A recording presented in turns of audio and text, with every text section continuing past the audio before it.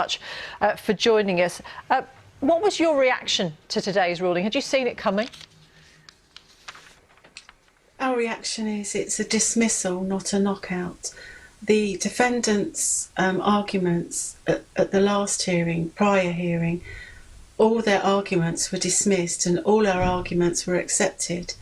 So we haven't lost at all. And by the way, can I just add something?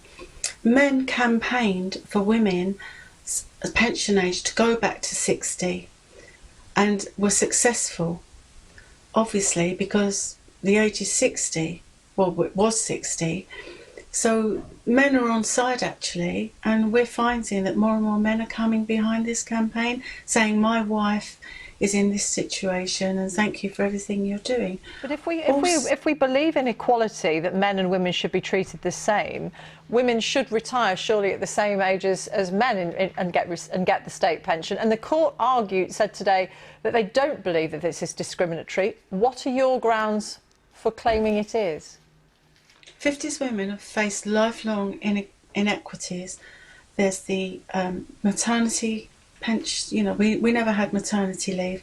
We didn't have occupational pensions. There's the gender gap, the pay gap. I mean, it's like mind the gap.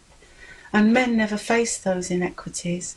Women looked after, 50s women in particular, they're the sandwich generation. They look after children, grandchildren, the elderly, and they paid a penalty for that, a financial penalty, because they invariably worked part-time. So when they were eligible for occupational pensions, they couldn't afford them, which wasn't until the 80s.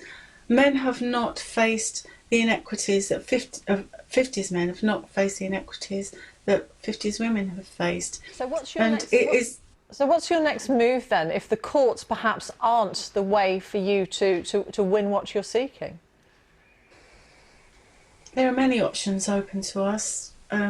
You know, the lobbying route, the legal route, and so many supporters are coming behind us this afternoon. We're getting messages saying, this is a disgrace, we want to do this for you and we want to do that for you, please meet with us. And, you know, we're developing our strategy based on, you know, we will be meeting with the legal team and the claimants again, and we'll be making decisions about what we'll be doing. How likely is it then that it's politicians in Parliament who will be able to create the changes that you're seeking rather than the court? Well, this afternoon, Sir Nicholas Soames, Vince Cable, Ed Miliband signed our EDM. So what is that saying? It's saying, hello, come on, we support you. Joanne Welch we're very encouraged by that. Joanne Welch from the Back to 60 campaign group, thank you very much for talking to us this evening.